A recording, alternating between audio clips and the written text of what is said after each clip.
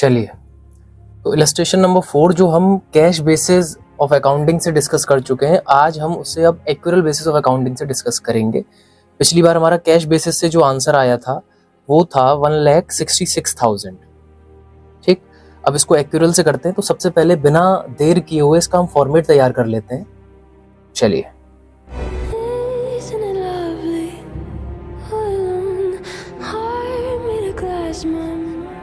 तो देखिए हमने ये फॉर्मेट तैयार किया। इतना जूम क्यों हो गया, पीछे जा।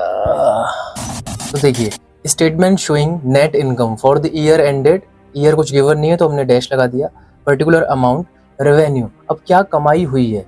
अब एक्यूरल जब हम फॉलो कर रहे हैं, मैं यहाँ साइड में लिख देता हूँ एक्यूरल। जब हम एक्यूरल फॉलो कर रहे हैं तो रेवेन्यू के अंदर जो आ रहा है हमारे पास, तो जो आ चुका है और जो आने वाला है, यानी रिसीव्ड और रिसीवेबल दोनों आएगा। तो सबसे पहले मैं रिसीव्ड लेकर चल रहा हूँ। तो रिसीव्ड में क्या क्या है, कैश सेल्स, पैसा आ गया होगा।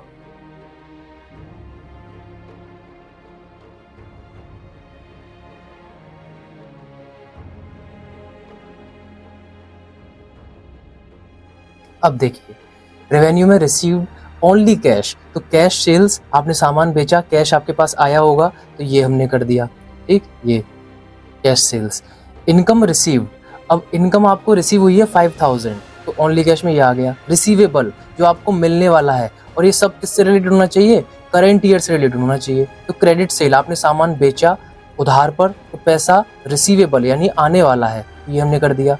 Income earn but not received, आपने अपना काम कर दिया है, आपने मई के महीने में, पूरा मई का महीना आपने काम किया और 31 तारीख को या उसके बाद आपको मई की सैलरी दी जाएगी, क्योंकि आपने अर्न तो कर लिया है बट अभी रिसीव नहीं किया है, तो रिसीव होगा, तो ये रिसीवेबल है, तो ये अमाउंट हमने लिख दिया। ये सब किससे रिलेटेड होना चाहिए, करंट ईयर से रिलेटेड होना चाहिए। ठीक, अब आते हैं, जो ये तो हो गया कि रेवेन्यू की बात, कि पैसा आया कहाँ से है। अब पैसा जाएगा भी, तो जिसको हम कहेंगे एक्सपेंसेस, एक्सपेंसेस में भी जो चला गया पेड, और जो आगे जाने वाला है यानी पेएबल, तो उसको हम लिखते हैं।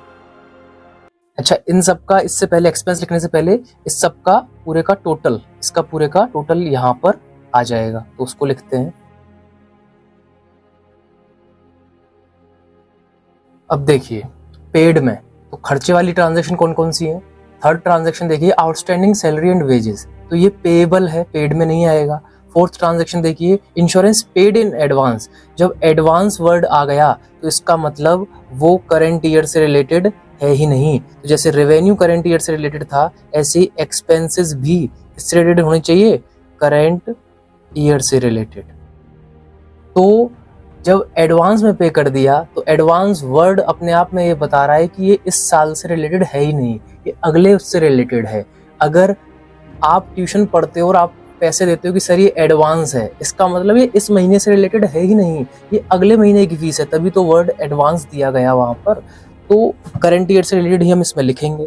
तो अब पेड में फिर है transaction outstanding electricity expenses, outstanding है यानी पे करना बाकी है, तो पेएबल में आ गया।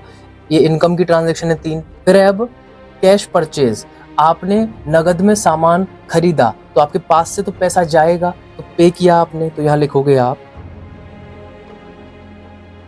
फिर है क्रेडिट परचेज, तो पेएबल है, पैसा भी दिया नहीं है, क्रेडिट पर है। सैलरी एंड वेजेस पेड, तो पैसा गया इसमें। नेक्स्ट है इलेक्ट्रिसिटी एक्सपेंस पेड 11,000, इसमें भी पैसा गया। अब है insurance expenses paid including prepaid, prepaid मतलब वो एडवांस, तो 10,000। अब एडवांस कितना था इंश्योरेंस, ऊपर देखिए आप, फोर्थ ट्रांजैक्शन 2,500, तो मेरे पास से पैसा गया, 10,000। ठीक, इसमें से 2,500 ये एडवांस है, यानी कि ये जो पैसा है ये करंट ईयर से रिलेटेड नहीं है।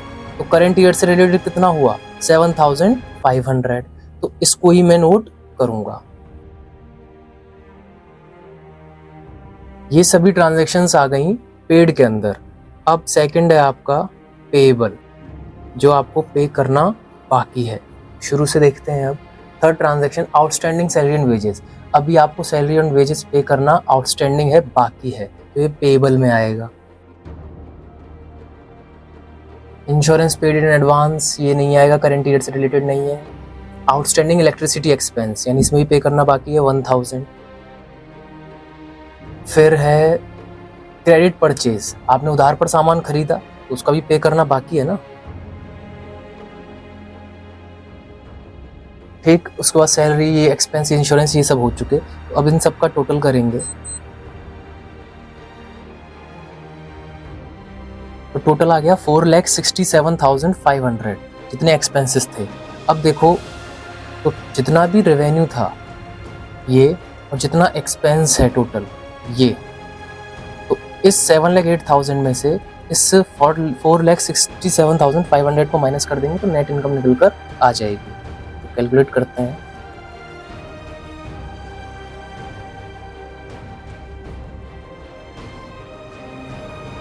तो 2,40,500 ये उस बिजनेस की नेट इनकम कैलकुलेट हो गई, रेवेन्यू माइनस एक्सपेंस।